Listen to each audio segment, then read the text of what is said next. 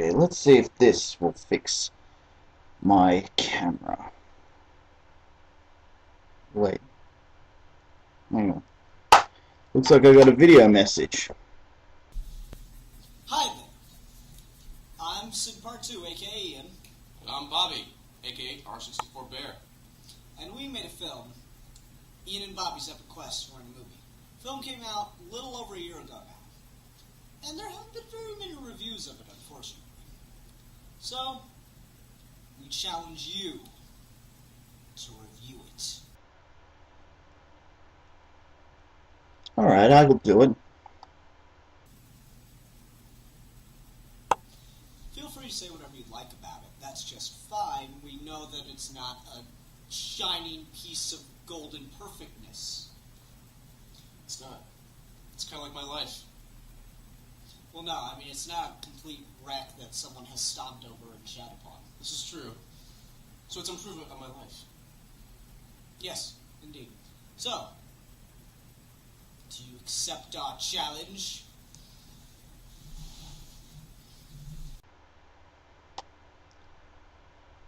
Challenge accepted.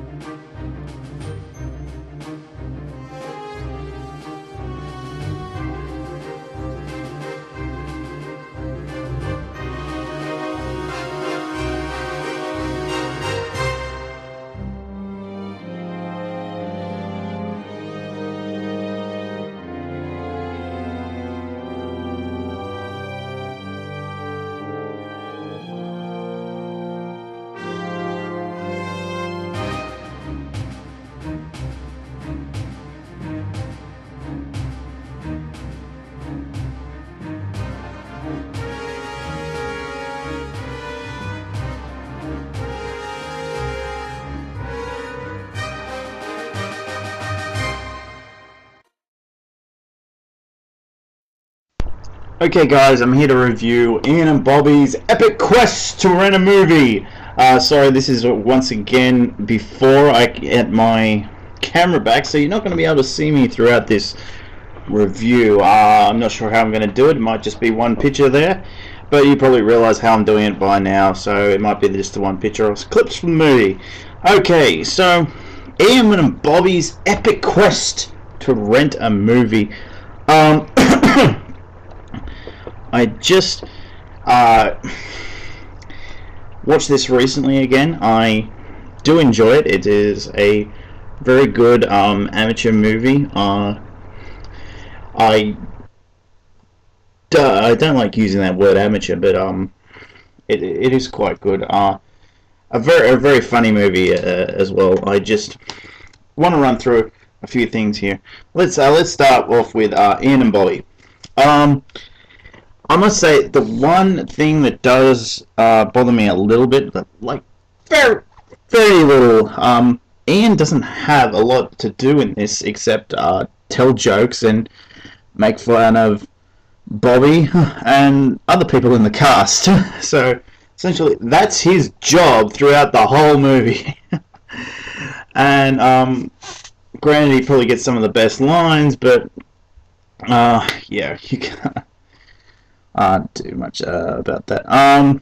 Bowie himself, he just gets treated like crap throughout the entire movie, and yes, it is very funny and builds to a great conclusion. I'm gonna say right now, there's probably gonna be spoilers in this, so if you haven't gotten the movie, I'm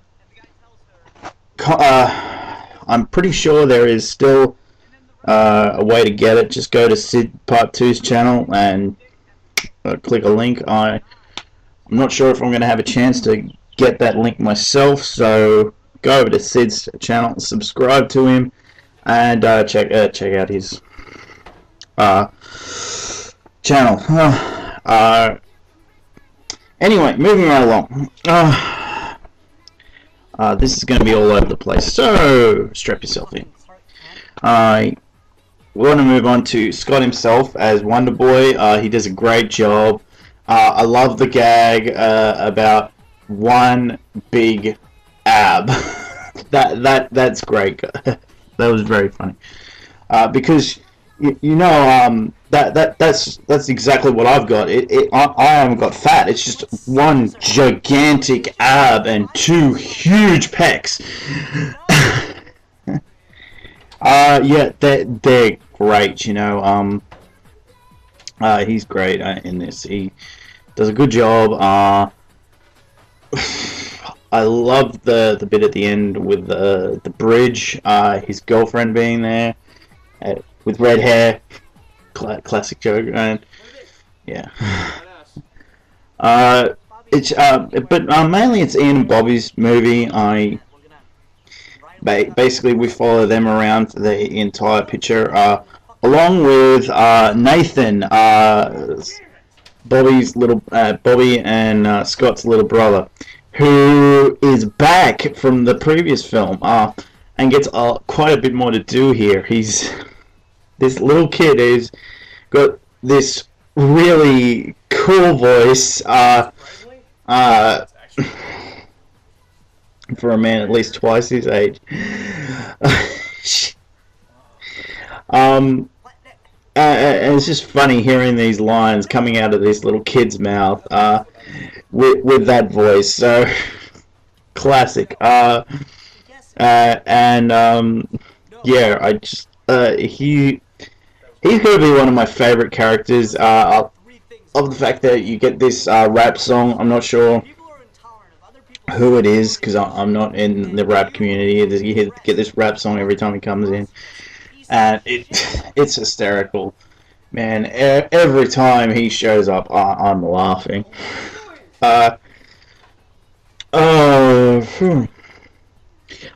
Matt's is another guy in this that's really funny.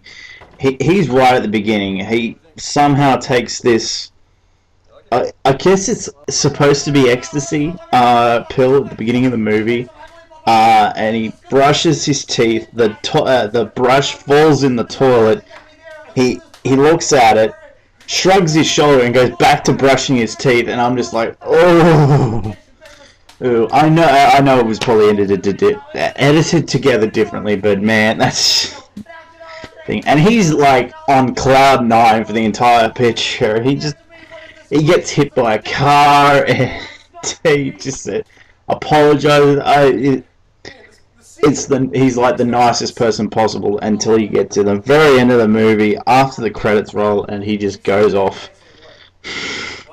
Cool. Great. But yeah, let's move through. David, who was in the previous film, David with all caps, and his girlfriend Jessica from the previous film, they don't get a lot to do. Essentially, David kicks his girlfriend and says, "This is Sparta," and that's essentially it for them.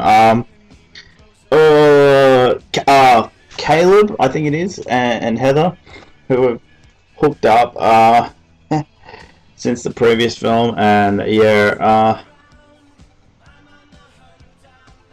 the stuff with them is really funny. Heather getting it on with Nate. Oh god, that's just crazy.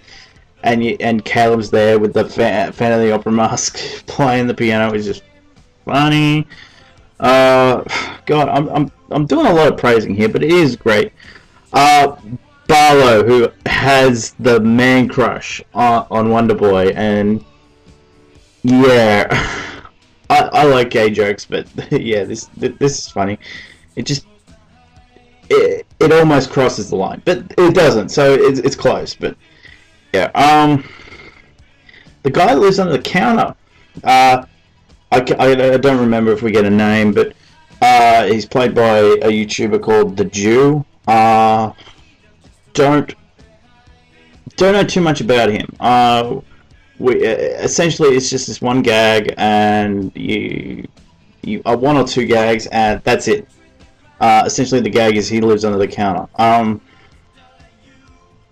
then he gets tortured by Nate later on. So he doesn't really serve a huge purpose in the movie, but it's funny for about a minute or for about a second or so, and then it kind of doesn't really go anywhere. So yeah, funny, but and does serve kind of a purpose. I know Sid would want me to comment on this. One of the friends they call in the beginning of the movie, because they do call a bunch of friends to make like essentially cameos throughout the film. He does contact one, and they talk about this whole story that happens at the zoo. And Andrew, I believe it is, jokes about getting kicked in the gut by a kangaroo, and he has problems breathing and all that. We did talk about this for a bit on Skype, and I just told him, yeah, that could actually happen, and yeah, he's like, yes, we got something right. Mind you, if he had gotten kicked by a kangaroo, he would not be walking around now, and yeah, it would be pretty out there. But onto the story as a whole, essentially, yeah, it is Ian and Bobby's epic quest around a movie, and that movie is Dirty Dancing.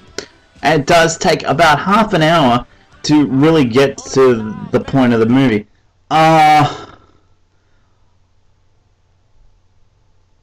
It drags to get there, but it doesn't seem like it. So it's not a huge deal. It's just it takes quite a while, a big chunk of the movie to get to that point. I wish we could have got there quicker, but we would have lost a bunch of jokes in between time. But yeah, I'm okay with it. The news story about Wonder Boy, yeah, that serves a purpose and everything. As well at the beginning of the movie, yeah, essentially I can't think of anything to cut from that first bit of time, but I just want to say, yeah, that it does take a while for them to get to, oh, we got to go rent Dirty Dancing.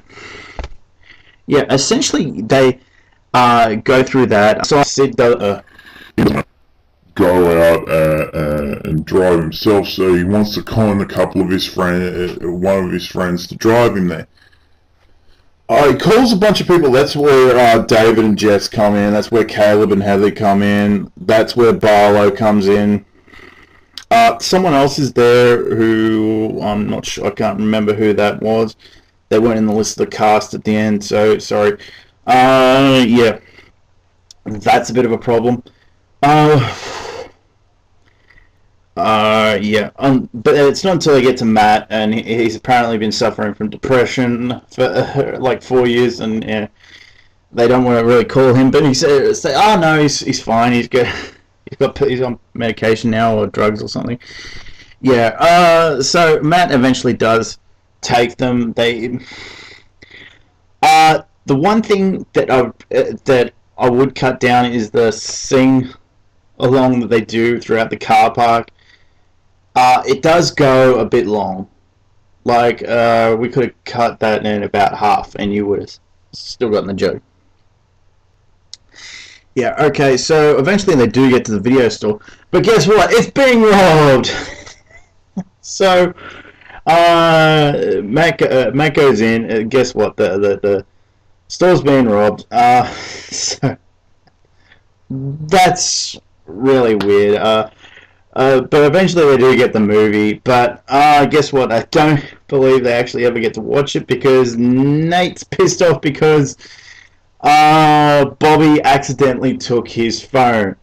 And that's where we eventually get to the scene at the bridge with Wonder Boy, and Wonder Boy kind of saves the day by saying that he'll rat Nate out to their mom. So, yes. I don't want to go into the last few minutes of the movie, because that will spoil the whole movie for you, and I don't particularly like doing that. Essentially, I will say this much about the ending. It does pay off the entire movie, so that is good, along with the clip at the end where Matt gets pissed off about everything that's happened. So I think I've run through the entire movie there, guys. The cast is good, but not great. There are some performances in there that's like, I would have probably taken another take or two there, but if it wasn't getting any better, I wouldn't have worried about it too much, because some of those cameos weren't great. But Ian and Bobby, they do really good jobs. Oh, I forgot. One of the bits is the changing of the clothes. That's a great bit at the beginning of the movie, because Bobby's clothes have all been burnt. So he has to borrow something off of Ian, and yeah, you gotta see that scene, because me talking about it is not gonna do it any justice. Yes. So guys, do check out Ian and Bobby's Epic Quest to Rent a Movie. If I was to give it a score, remember this is an amateur production, so I would give it 7.5 out of 10. So essentially, that's probably a 3 on the Captain Logan scale. So yeah. So guys, do check it out. You will not regret it. I will hopefully get this up pretty soon. I'm just waiting on a few things, so yes, do enjoy this. Stay tuned, because my Q&A will be coming out pretty soon, guys, if it is not up already. So please submit your questions to the Q&A video request, whatever. Submit your questions there. Okay, guys, thanks for listening. Sounds like a stupid plot to a movie some kids filmed in their basement.